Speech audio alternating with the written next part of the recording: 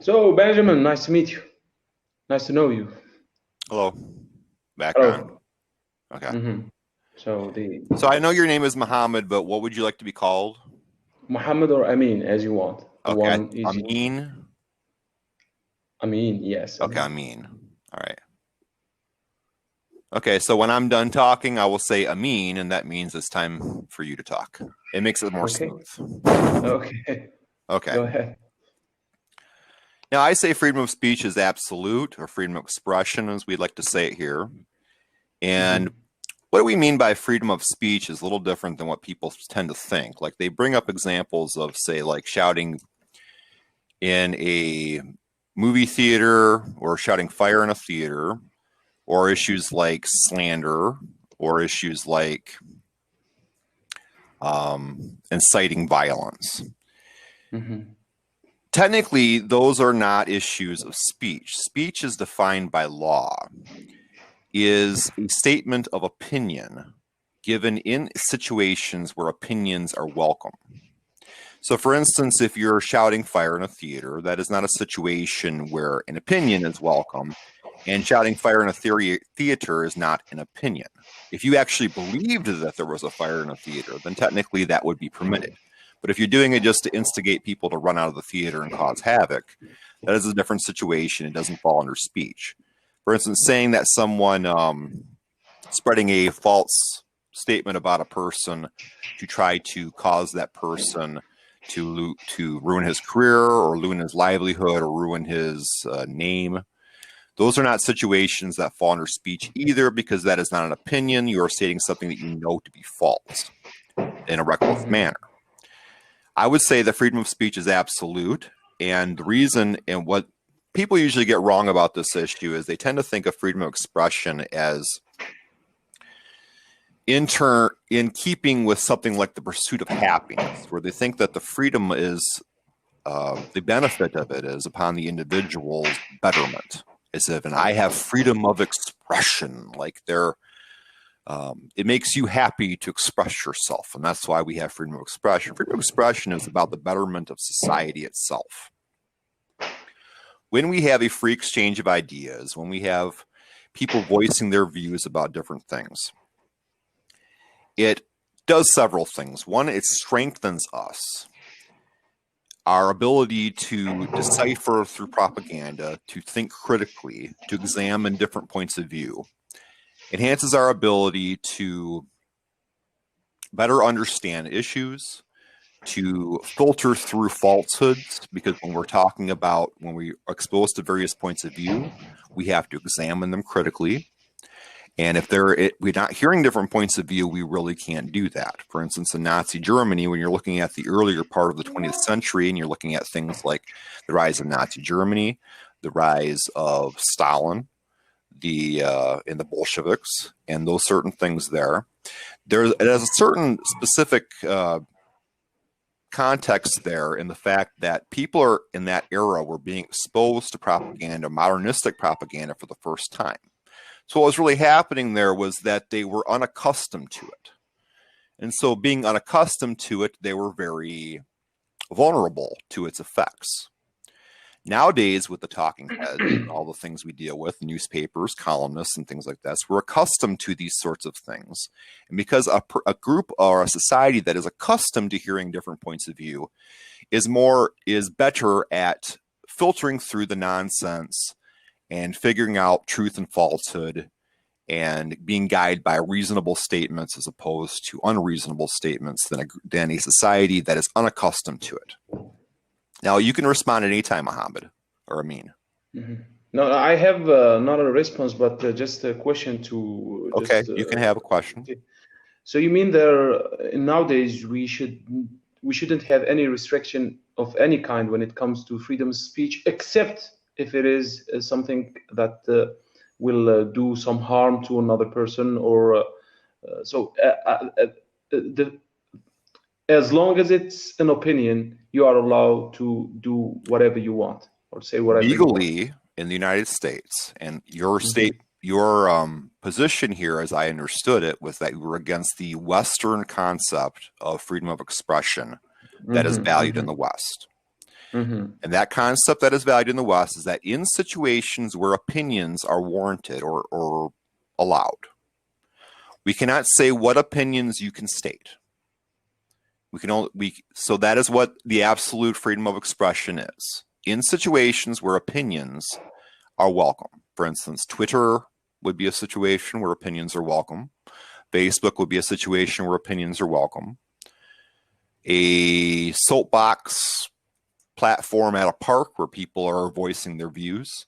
These are situations where opinions are welcome and allowed. When opinions are welcome, we cannot say which opinions you may voice or may not voice. That is the absolute freedom of expression, as I stated.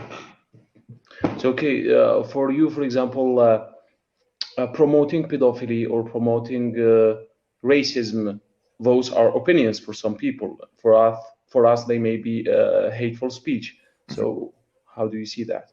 So, for example, I know that Twitter, for example, has banned. Excuse me, I have interrupted you. Twitter has banned some white supremacists because they kind of saw that their speech is a hate speech. So it's not anymore an opinion. So how do you concede with that? Hate speech is an opinion. It still falls under the umbrella of opinions. I don't like hate speech, but the fact that people trying to silence people or change their minds by silencing them is like trying to change the color of a room by turning off the lights. Their opinions still exist whether they voice them or not. When you silence them, all you've done is stop their expressing of the opinions. When they express the opinions, we can analyze them, learn from them, grow as a community by speaking about subjects instead of shutting up one voice. And even when you shut up the one voice that you think is the harmful voice, you still prevent your own voice from being questioned. I mean, even tolerance can be extreme. We're seeing situations in here, for instance, the Me Too movement, what I would call racial McCarthyism, where people are making innocuous little hand gestures during a committee meeting and people think that that's some sort of symbol of racism and things like this. People are being accused of racism for totally dumb things like, I don't know, there's many examples in the news these days. So we're seeing even extremism, even tolerance can be extreme. And when you cut off that opposition, that voice of opposition, like the racists, you cut them out of the dialogue. You're really cutting off a voice that can keep us in check for the things we say. So even tolerance can become out of control. Like, it's a phenomenon of groupthink. When you have a group of people who are in agreement and you isolate them from people who disagree, their opinions tend to become more extreme.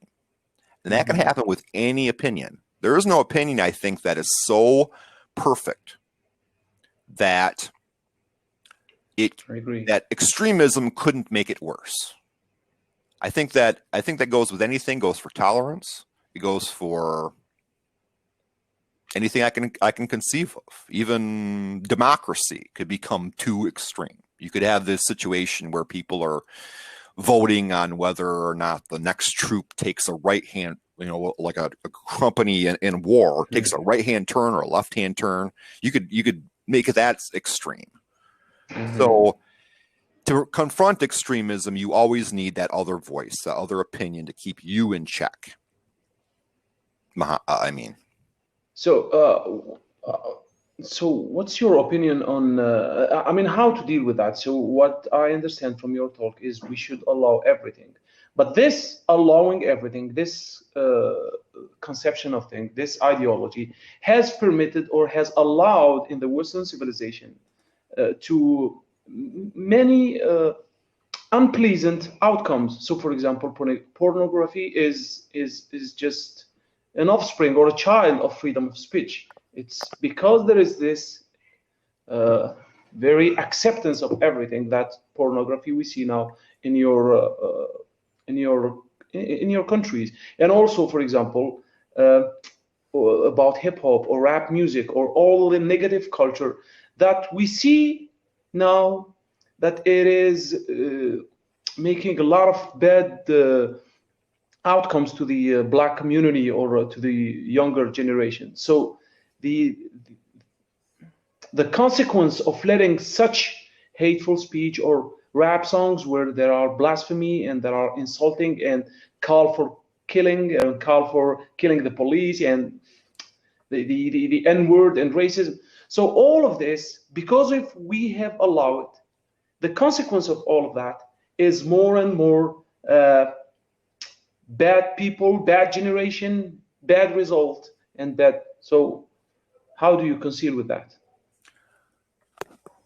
I don't know of any cause and effect between individuals watching pornography and engaging in rape or something like that. I don't know what kind of behaviors you think that causes. I don't know of any connection between people listening to rap music and shooting the police.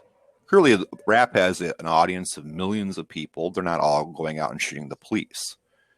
So I really don't think that listening to rap music is the cause of violence against police or intergang violence or that kind of thing. It's music. It's just expressing certain points of view. I think people can generally filter out the concept of somebody in a song saying something and actually telling you that you should encourage you to go out and shoot a cop.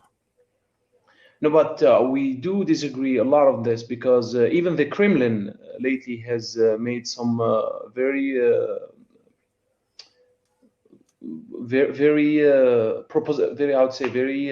bold proposition to deal with the rap songs and the rappers in Russia, because this culture is making the new generation far more insultant, far more sexist, far misogynist. So, for example, the hip hop culture in the United States is all the black people who are trying to find solution for the black community, and why is there such a bad behavior within the black youth. All of them point to the rap and the hip hop culture. So there is some very bad consequences. As I've said, even Putin and the Kremlin are trying to find a solution for that. So I think, in my opinion, that there aren't very direct consequences, as you have said. So, for example, people are going to shoot the cops, but there is some bad consequence. People don't have anymore the same respect for education, for teacher, for schools, for wanting to learn. They just try to want to be like Miley Cyrus, like Nicki Minaj, like this and that. So because this freedom of expression, I think, in my point of view, because everything is free, even the younger at her 18 years old is allowed to have a song where she promotes sex and she promotes drugs and she promotes this and that. I think this at least should be restricted in some way or another. In our point of view, in the Muslim world, we ought to live or create a society where everyone is free to do whatever you want, but with some restriction. Those restriction on the issues that may cause harm to the young generation. So if we allow, for example, I've saw very bizarre people, Marilyn Monroe, people who are advocating for just insanity. We saw people who are advocating for satanism, people who are advocating for racism, people. I mean, all of those subjects are opinion, and they should be protected under this First Amendment. I'm sorry, I didn't really grasp this idea, because for me, some subject at least, they should be restricted somehow. I'm not saying that they should go in jail or something, but some kind of restriction. And we are in a modern world, we can figure out something to be fair, restricting them in a proper way. Pornography, for example, you have said that it doesn't cause any harm. I mean, come on, there got to be something against pornography, or you don't see anything with that. Yeah, you see that stuff? To speak now? Yeah, go ahead. Okay. Excuse me. I thought you were going to say my name when you were finished. My name is Benjamin, by the way. Okay. Okay, you're bringing up the Kremlin and you're bringing up certain Middle Eastern countries or Islamic countries. My question is, how is that working for them? The Kremlin's been restricting speech forever. That's not a new thing for them. They were restricting pro-capitalist speech before that, restricting religious speech. Now that they converted to capitalism, now they're restricting all these left-wing things that they consider hazardous, like certain criticisms of religion, criticisms of the institution, pornography, rap music, etc. I don't know how it's working for them. I don't think it's working very well for them. I don't think it ever has worked well for them. I don't know of a single solitary situation, and you're speaking only in theory, not in outcome here, because I don't know of a single solitary situation in any society in human history where censorship may improve the society. There are people voicing certain views. They can voice racist views. They can voice views that the culture, they can voice views that their parents are stupid and the teachers are stupid and all this kinds of things. We have the ability to come to them and voice our views too, have a dialogue. All the expression of their view has done is brought what was already in their head out into the open, which is good, so that we can examine what they're thinking, we can respond to it. Not letting them speak just allows their ideas to fester and grow, because now they're keeping them to themselves and people aren't talking to them about their opinions.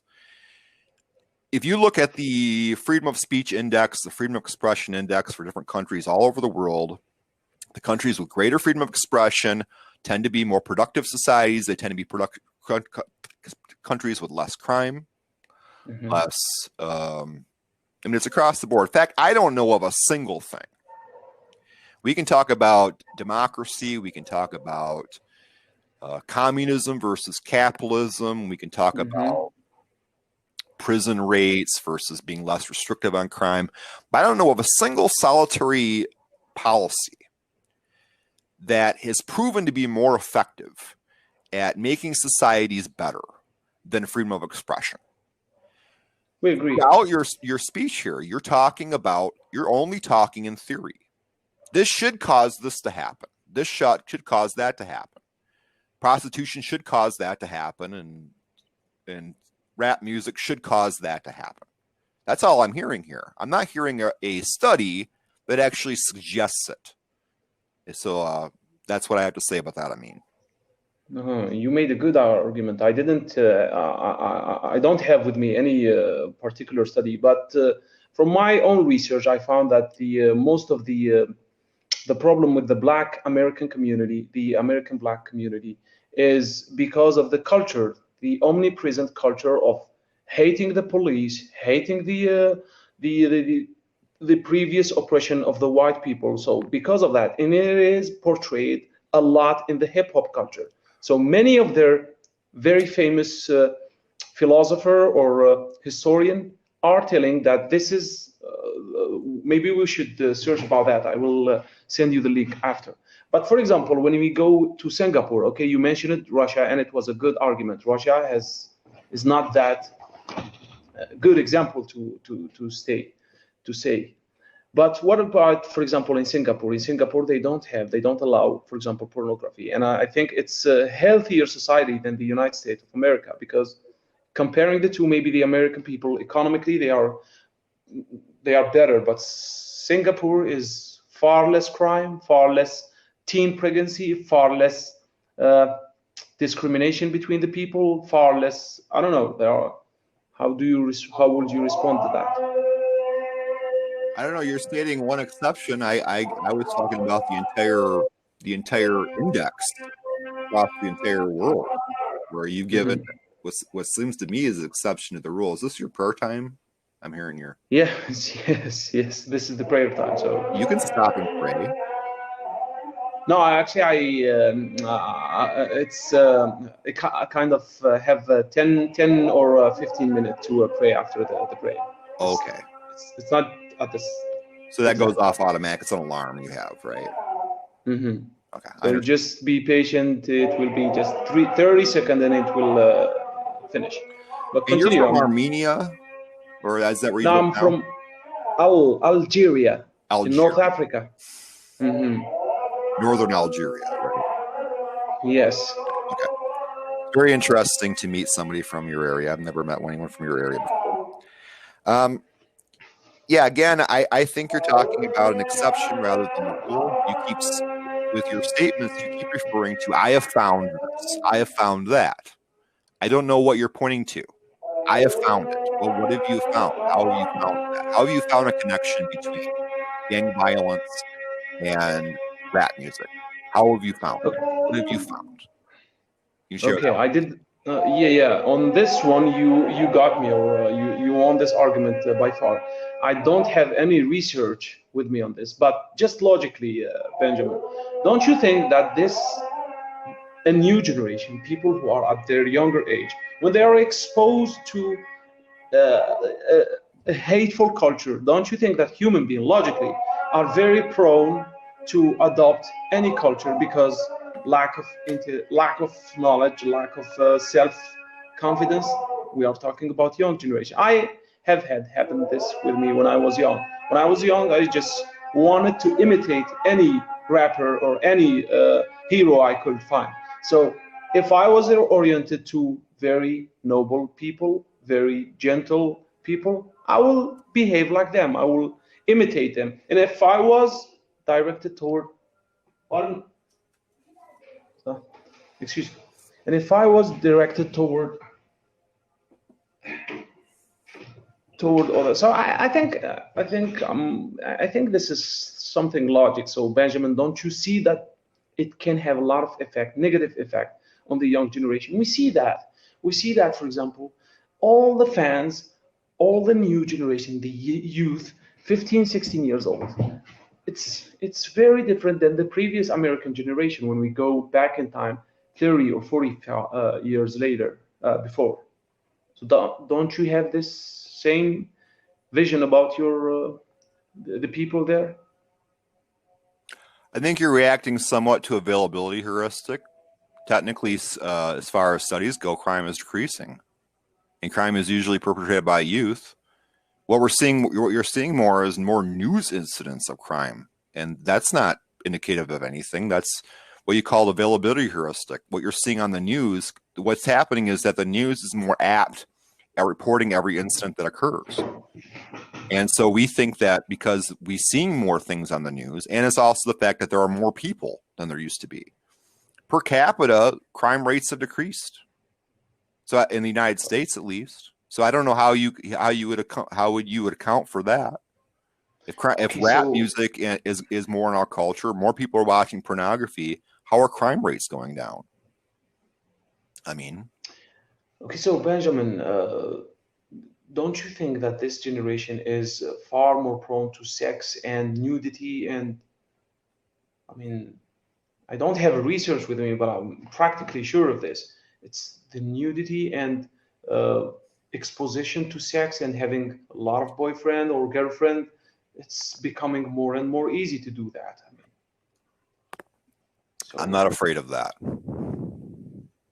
I don't know why I should be afraid of people having sex, people wearing skimpy clothing, or being exposed to more nudity. I don't know. I don't know why that concerns me.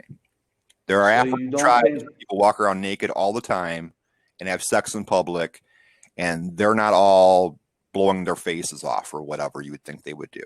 They're fine. I think that touching to in a bad way to the marriage institution or letting those for me, so we don't agree that those are perverse actions or No, perverse we do not agree. behavior. We do not So the agree. fact, so just excuse me, we do not agree that, for example, a human, especially the Western civilization, is becoming more and more libertarian, and we are becoming to see things that goes against biology, against common sense, the fact of letting gay people getting married, the fact of a man wanting to become a woman, a transgender, and young people having sex casually. So you don't see that this goes against all religion, first of all, and even against common sense.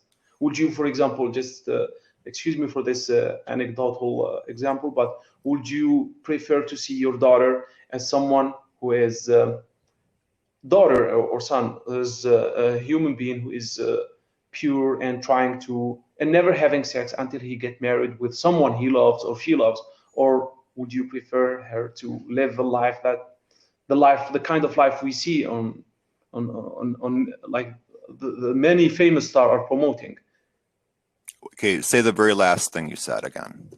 Or would you prefer them, a son or your daughter, to live a pure life and Right, I'm getting have that. a decent life, or having the kind of life that the famous singers or famous people are promoting, having sex, drinking alcohol, and all of that, Right, my nudity and milkshake brings all the boys to the yard kind of thing. I do not have a daughter. I have a son. Oh, great. I am Yeah, I not. love this I am not of. If I had a daughter, yes, I probably would prefer that she. Well, I prefer that she acted wisely. As far as waiting to get married, I'm not sure that that is the only way to go about your life. Sometimes when you wait to get married before you have sex, you are not having a lot of experiences that could make you a more educated person to seek out the spouse. If you don't have enough experiences before then, you could pick a wrong spouse because you don't have enough knowledge of relationships and things like that. And sex adds a lot to a relationship. It changes things. It makes the dynamics a lot more interpersonal than they would otherwise. If you haven't been through that kind of thing, then when you're exposed to it the first time in a marriage capacity, it can make it a little more difficult. Not for everybody, but for some people. So I wouldn't say that there's a cardinal rule that every single person on earth need to get married and have kids and stay in a virgin prior to being married. It works for some people. It's a good idea for some people. It's not a good idea for everyone. I'm not bothered, no, by in generally the idea of people having sex before marriage. And you talked about that being not biological. That's certainly biological. Teenagers having sex before marriage. Prior to, it's really a modern concept that teenagers don't have sex. It's not an old concept. It's modern. Muhammad married a teenager. We don't know. I don't know if the Quran says at what point in time that they had sex, but I know it says that they got married. She got married as a young teen. I believe 12. Well, you can enlighten me on that if you'd like to. So this is a very famous. I'm not saying this. This is that you. I wanted to use the word lie, but I'm not trying telling you are lying. This is a very famous lie about the Prophet Muhammad having been married with a girl of 9 years old, and it's the scholars, the researchers, and the people knowledgeable of Islam, all of them agree that it hasn't happened. This is just a very famous and vicious lie. Everyone who doesn't have a lot of knowledge about Islam keep repeating this one, but no, just it's not correct. So he was married with her at 18 years old, between 18, 19, and 20. So a perfect and normal marriage. 18, 19, or 20. Okay. Yes. Well, I haven't looked that up myself because I haven't looked at the various arguments about that subject. But yeah, it's a very famous one. It's a very famous one. I'll leave it alone. But I will say that the modern concept that teenagers should only be married at 18 is modern. It was very normal for girls to be married at 13 for thousands of years. The modern concept of that you need to be 18 to get married or 18 to have sex comes from education. You have to stay in school until you're 18 to make it in our modern society. This is why we push back so many adult-like things until that age. It isn't biological. You are capable of having sex, usually females around age 13, 12, even 11 sometimes. That is what's happened throughout human history until recent times. This concept that you're not supposed to have sex until you're 18 is new. It's not old. No, Benjamin, what I was saying about biological, the fact of having casual sex and with many partners, this is what the current culture is promoting. And you said something very important. you said for my girl or my son, I would like to him to have a wise life or wise decision.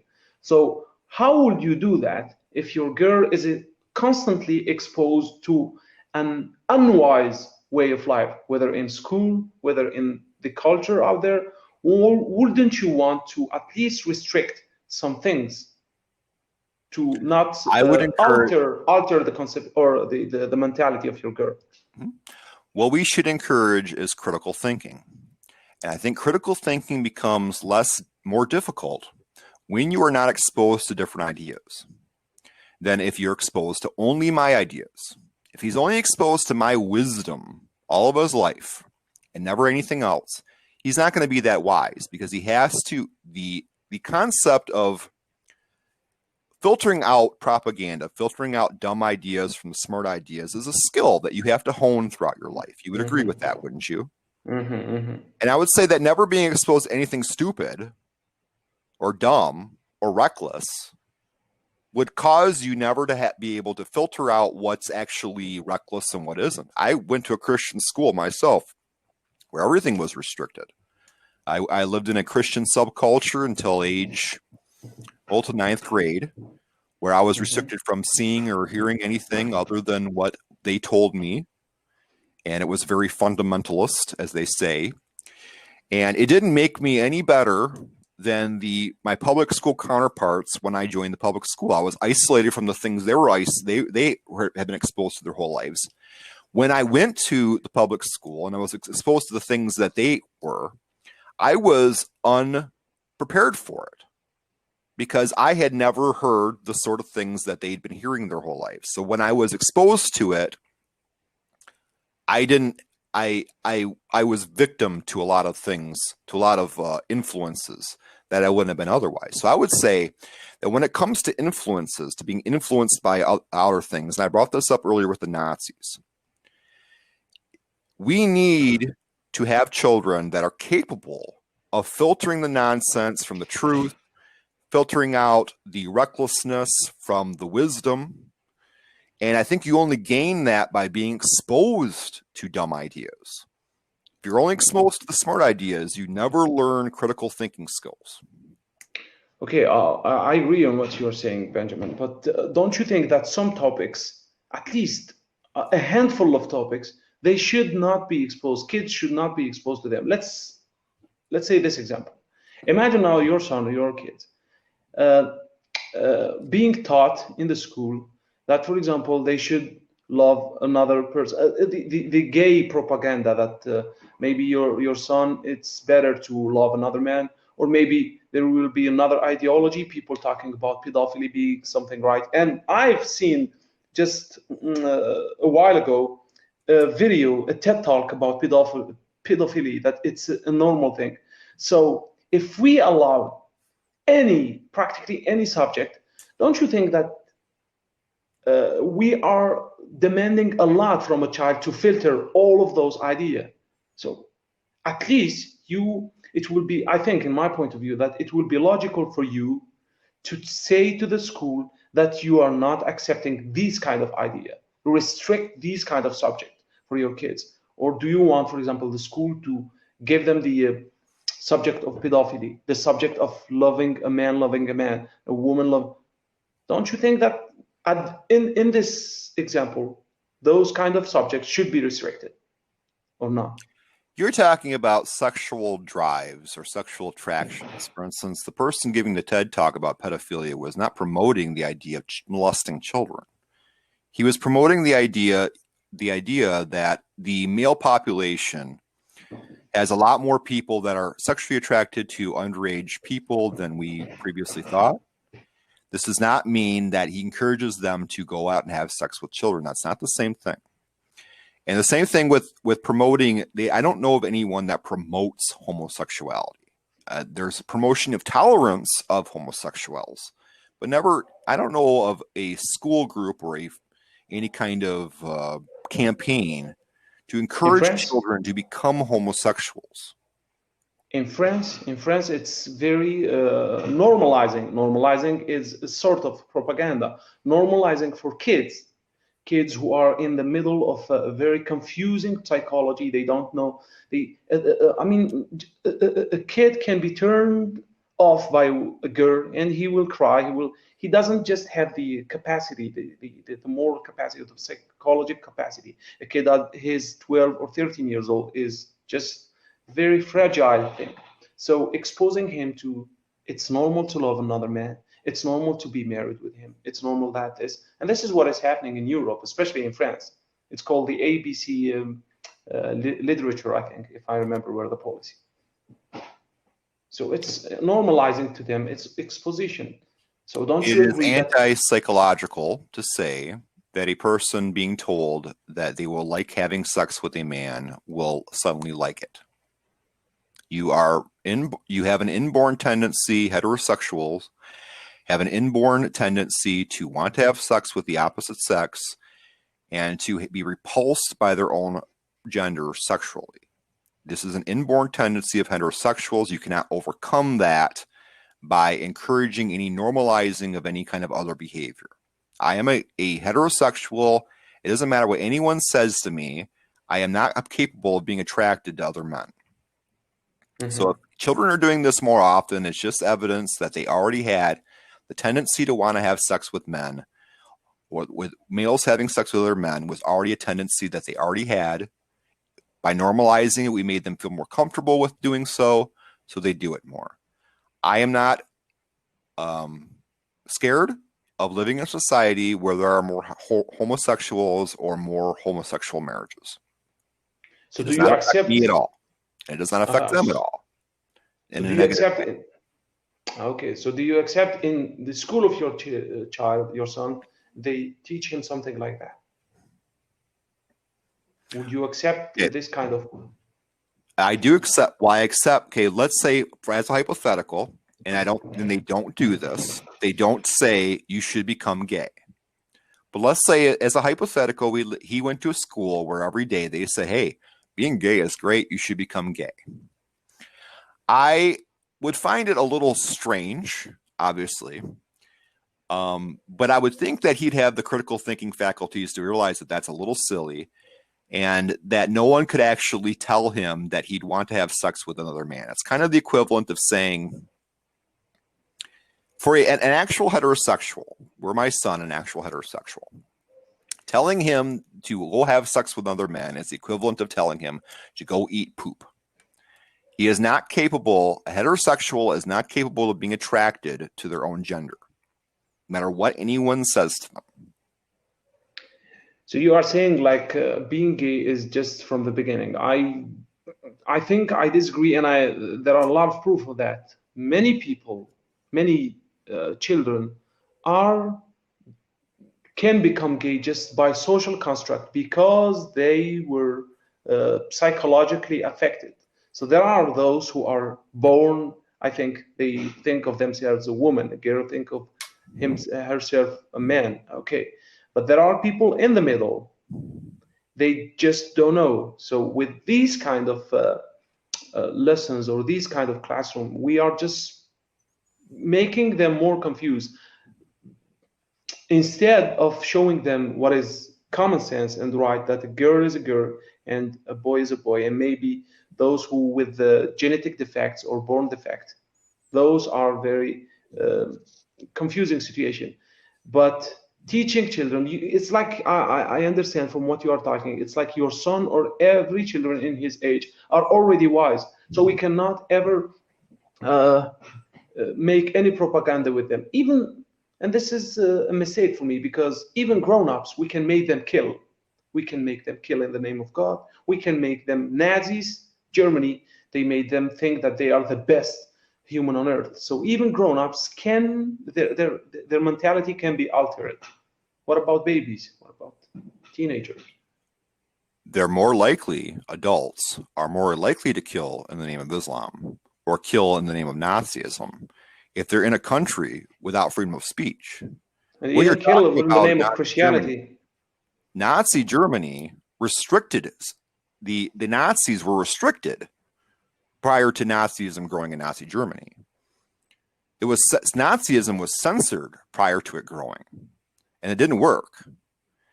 when you're talking about the Islamic countries where people are killing in the name of, you would say their perverse views of Islam, the incorrect views of Islam. Exactly.